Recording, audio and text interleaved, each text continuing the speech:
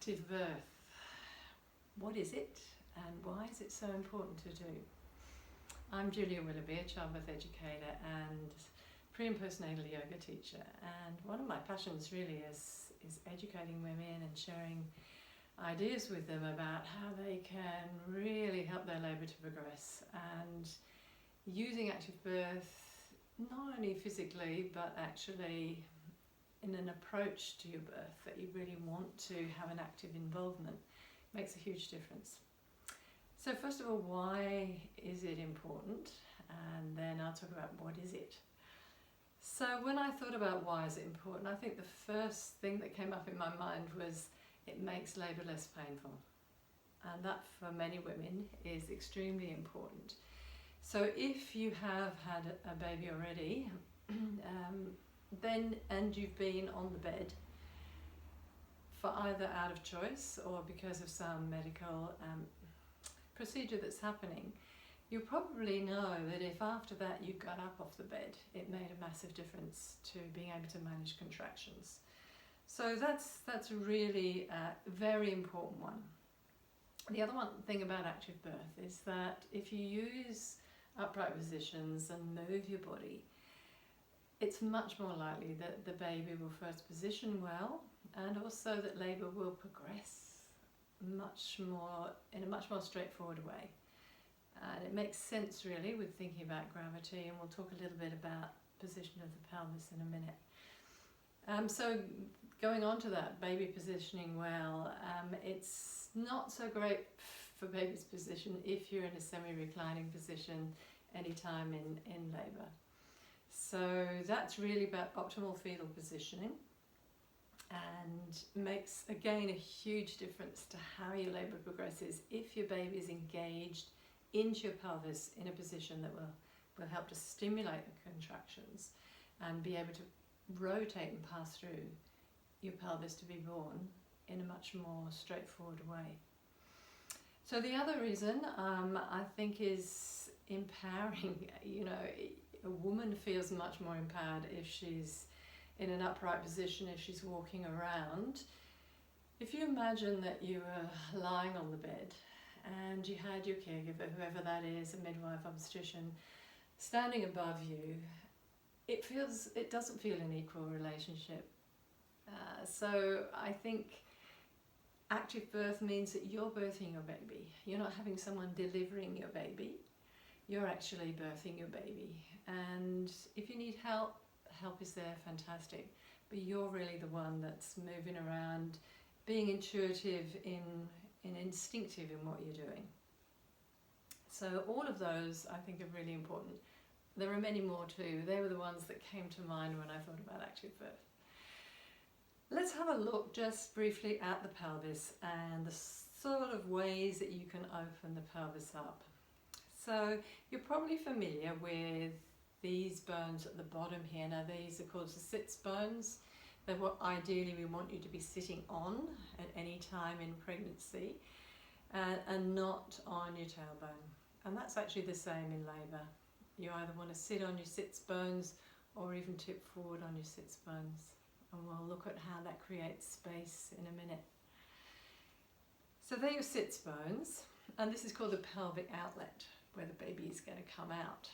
And this is called the pelvic inlet, where the baby starts to move down through your pelvis.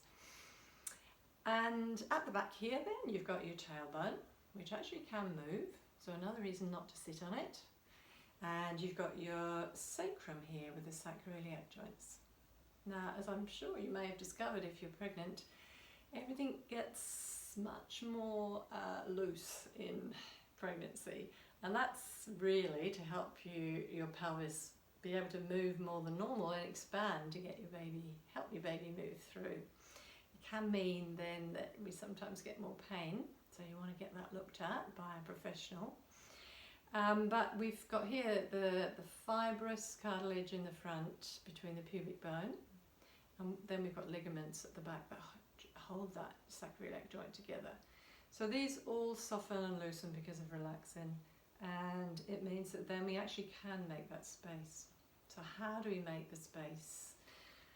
in the pelvis in active birth. Now I'm sitting on a birth ball. One of the best things that you can do is use a birth ball.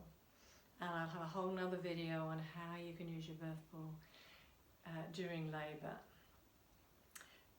So the key things are that we want to create space front and back, and we want to create space side to side. So if you like to join me in this, I'm going to sit sideways so you can see me. You don't have to sit sideways.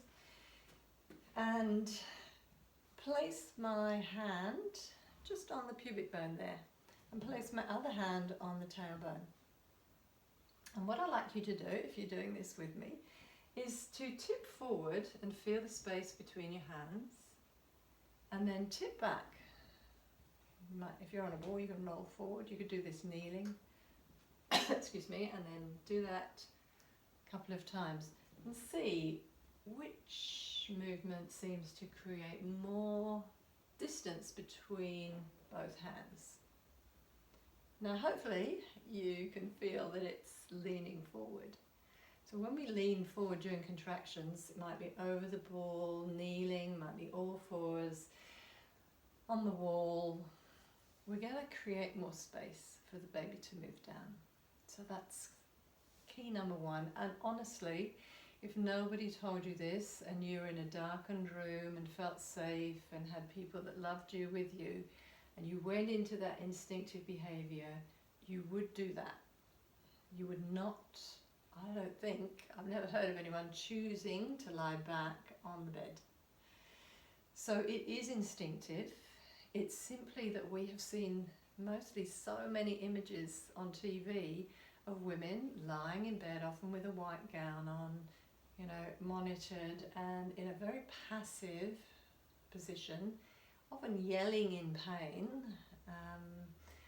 and that's not really how women would choose to birth their babies at all, or labour before their baby's born. So that's one thing, is that the uterus contracts forward when you have contractions, and so it means also that you're helping the uterus work, whereas if you're lying back, it's going against what the uterus is doing. Second part then is, how do we create space between these sits bones here, so a baby's got all that space to move down. So that would be to not have your knees close together, to have your legs just comfortably apart in whatever position you're in, and then you're going to create that space. Try not to have your feet wide out. That's actually toes out. That's actually going to bring those sits bones together. If you can, you want to have the feet, can be turned out a bit for comfort, but have them straight ahead. So you've got that leaning forward, knees wide, and movement. Movement, rocking, circling, again standing in this position on the